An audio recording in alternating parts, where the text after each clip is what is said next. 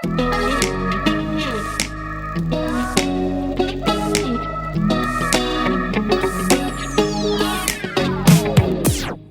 Propel, good Sunday morning to you. We're so glad you tuned in right here with us, and we are pumped for this brand new series. It's called On the Block. We're going to be talking about reasons why in the message today, and we're going to be talking about reasons why different things take place in our lives and different things happen, and how God can help us through different situations. We hope you tune in, and we hope you enjoy this message this morning. God bless.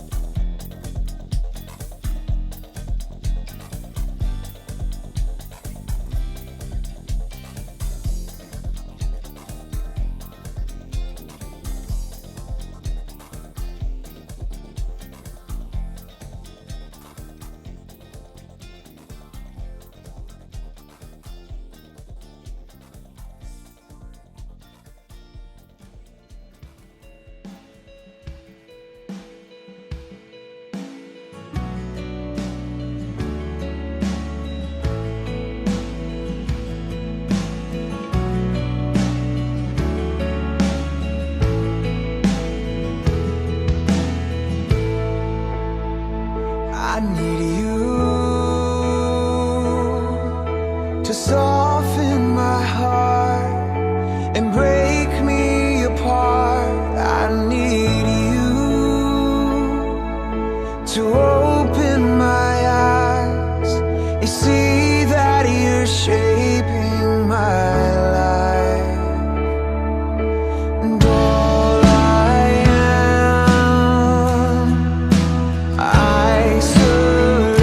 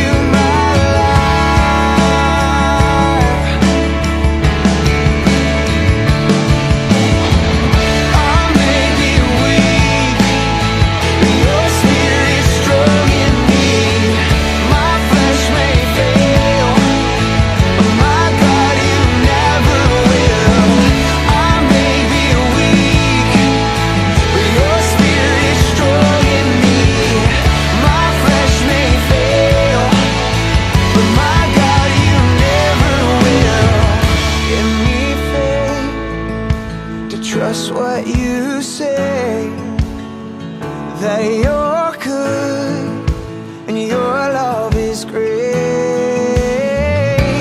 I'm broken inside, I give you my life.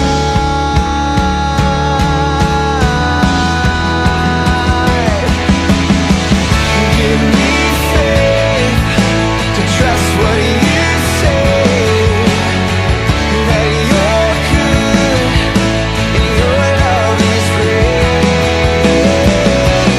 I'm broken inside, I give you my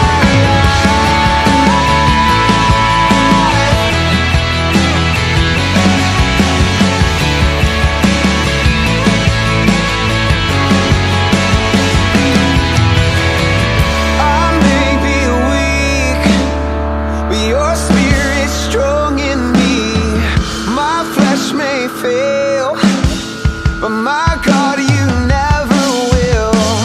I may be weak, but your spirit's strong in me.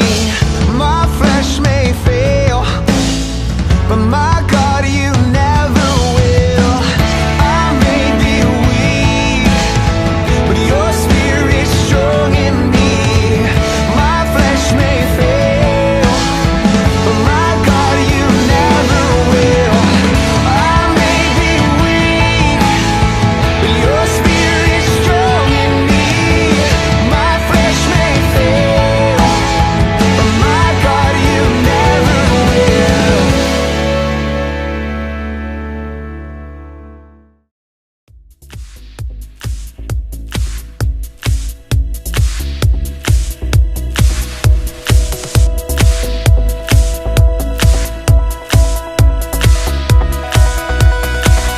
I was lost with a broken heart.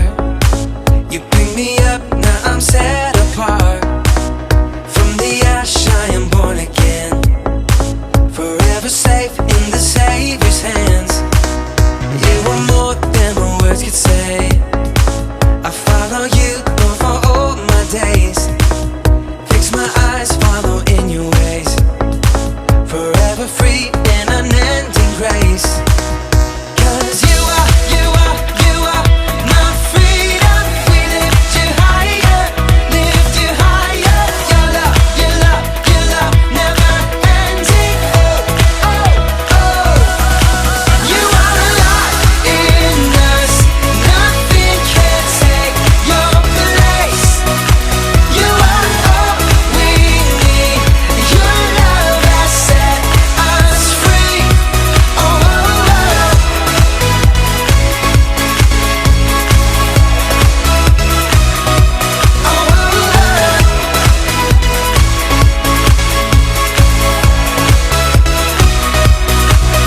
In the midst of the darkest night, let your love be the shining light, breaking chains that were holding me.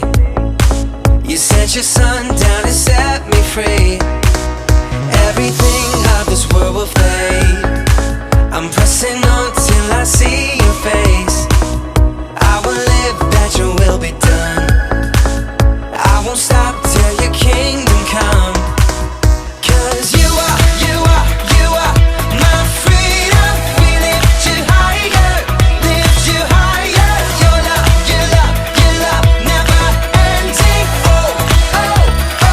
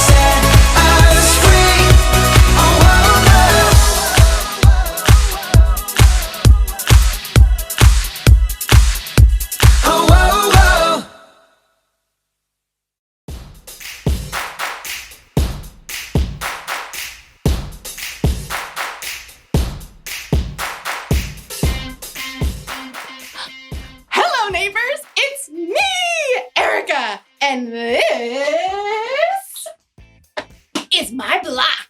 Okay, so I don't actually live here, but isn't this the coolest little town? Almost everyone you know lives in a neighborhood. Of course, what your neighborhood looks like may be different from someone else's. You may live in this kind of neighborhood.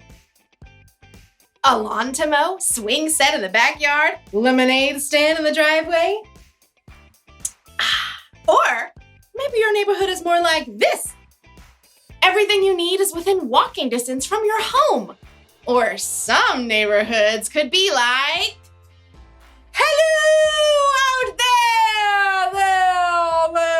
there! But every neighborhood has one thing in common, neighbors! They've all got people. And whenever there are people around, that's when you need to know about compassion. Compassion is caring enough to do something about someone else's need. Because the people on your block have all kinds of needs. When they get sick, they need a doctor. If they want to learn how to add and subtract, they need a teacher. If they lose a cat up a tree, they need someone with a really big ladder. These three have made it their purpose on Earth to care about people in their neighborhoods. In today's story, we're going to hear about Jesus' purpose on Earth, and maybe ours too. I'm not really sure what I want my purpose to be. I just hope I get my own action figure. Yee! I'll see you in a bit.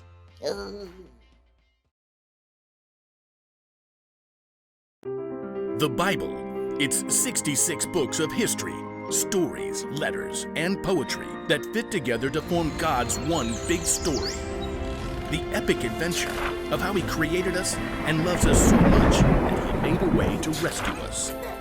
As we travel through the Bible, from Genesis to Revelation, we discover people who met God and found their lives changed forever. Now, for an amazing story. Inspired by the book of Proverbs, chapter 25, verse 16. Adeline and her younger brother Zeke had been waiting weeks for this particular Saturday. It's here! Yes Day! Every year, their parents declared a yes day, where they would say yes to anything Adeline and Zeke wanted to do, with a few rules.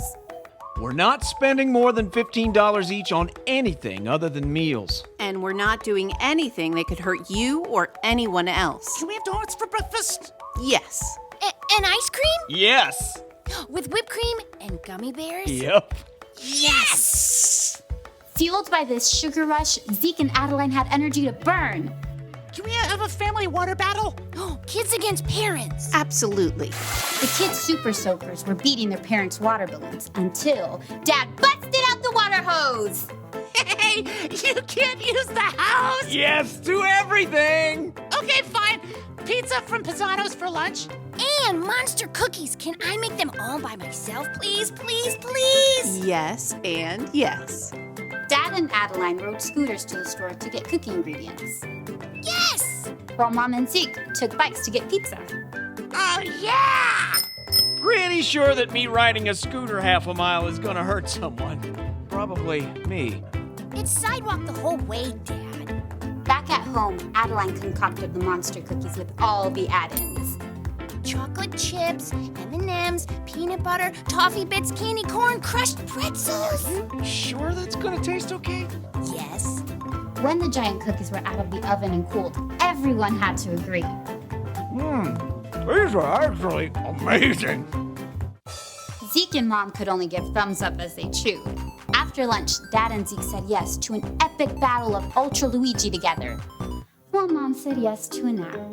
Adeline planned to say yes to a new episode of Super Chef Junior, but as she was leaving the kitchen, she paused and looked back at the plate of monster cookies. They did turn out awesome. It almost seemed as if those gooey cookies were calling her name. Adeline. Well, it is yes day. Adeline grabbed another cookie for now, and one for while she watched Super Chef Junior. When Adeline finished her episode and the cookies, she passed through the kitchen to find Zeke and Dad.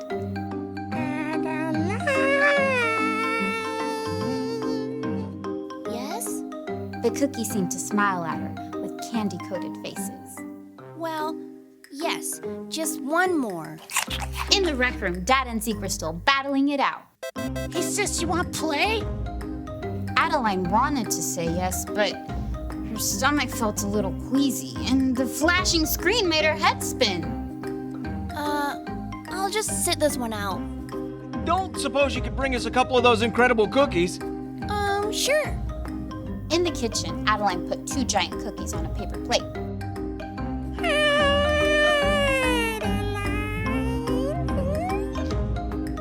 Okay, fine. Even though her stomach didn't feel great, Adeline just couldn't resist that wonderful, chewy cookie bite and candy crunch. She finished off yet another cookie on her way down to the rec room. Here you go. Thanks, sweetie. Hey, are you okay? Adeline grabbed her stomach as it churned. Her mouth felt sour. Yes. No. Adeline sat down quickly on the sofa, but the storm in her stomach grew. She bolted off of the sofa and headed straight for the bathroom. It didn't take long for all those cookies, not to mention pizza, ice cream, and donuts to come right back up. Dad rushed in to help. Oh, sweetie, I know we've said yes to a lot of sugar today, but just how many cookies did you eat? I'm not sure. Too many. Whoa, that is seriously disgusting. Mom was right behind Zeke. Adeline, I'm feeling better now, Mom. Honest, just too many cookies. Once they were back in the rec room, Dad shook his head. You're a walking proverb. You mean Proverbs in the Bible? Sure. There's this great one that says, if you find honey, eat just enough. If you eat too much of it, you will throw up. Ugh, true story. Ew, did you put honey in the cookies? No, it doesn't have to be honey. It can be anything. I was going to ask what everyone wants for dinner, but Toast, applesauce. affirmative. I guess sometimes you gotta say no, even on yes day. Adeline's yes day hadn't gone quite the way she imagined, but at least she discovered a new skill to work on, knowing when to stop.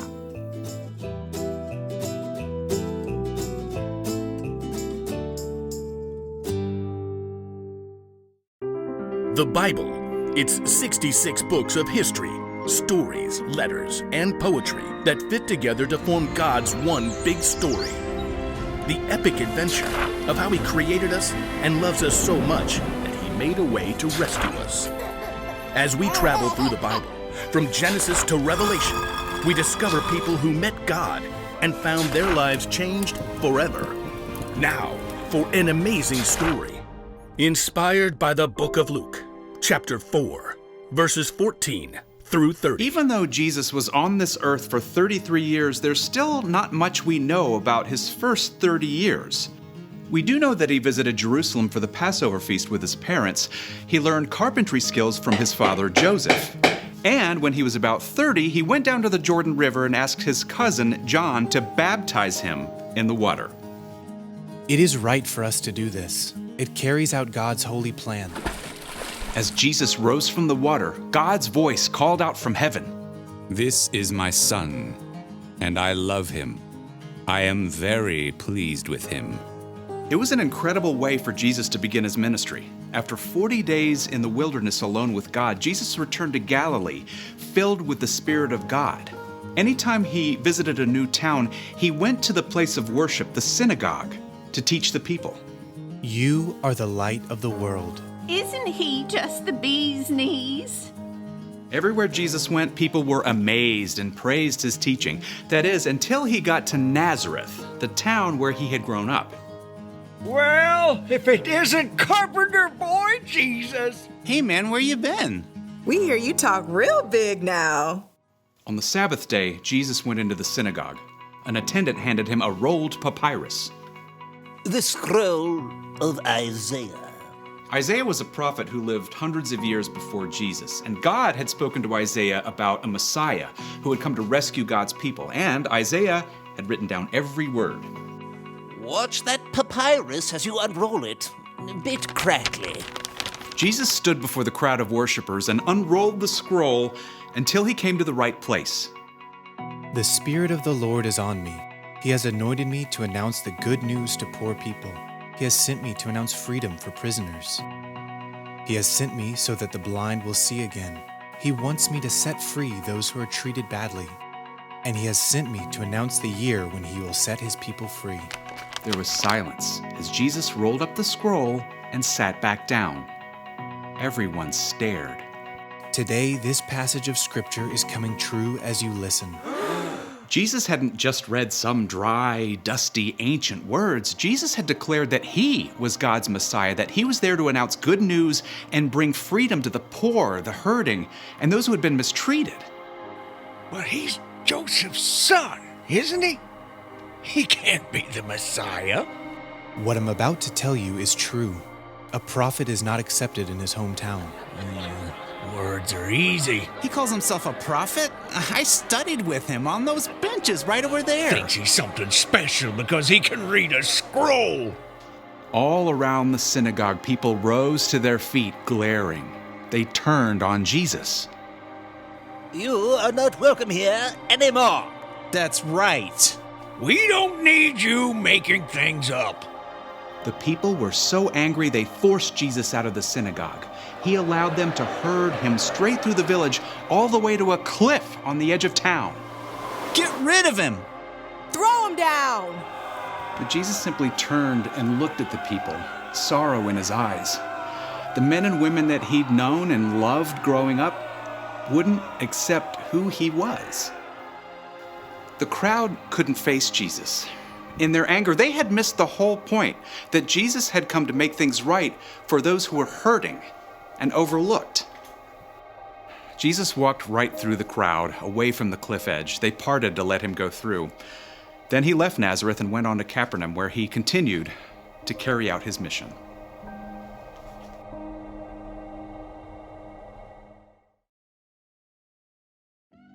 When Jesus was here, he had a mission to announce the good news to people who needed to hear it and to care about people who'd been treated badly or had been overlooked. He came to heal, to teach, and to rescue. That was his purpose. And Jesus fulfilled that purpose when he died on the cross for the sins of the whole world.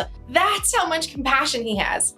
That's how much he cares for us. So, if we're going to follow Jesus, that doesn't mean we literally have to walk where Jesus walked. But it does mean that we should have a similar purpose. We should care about others. Your purpose might be to heal. When someone isn't feeling well, maybe you can do something to help them feel better. Or when someone is having a hard time understanding something, you can help teach them. Or you can rescue someone from danger. You can be a hero. And guess what? You don't have to be a doctor or a teacher or a firefighter to care about others. You can care about the people on your block right now. You know how? You can lend a hand to someone who needs one. You can make somebody laugh. Or you can listen. Or you can just be there for someone who's all alone. Jesus cared so much for other people, and we should too. That's why the one thing to remember today is this. Following Jesus means caring about others. That's true in your neighborhood and in mine. I've got my own action figure. Spitting image. Close enough. I'll see you next time. Can you play me? Okay, thanks.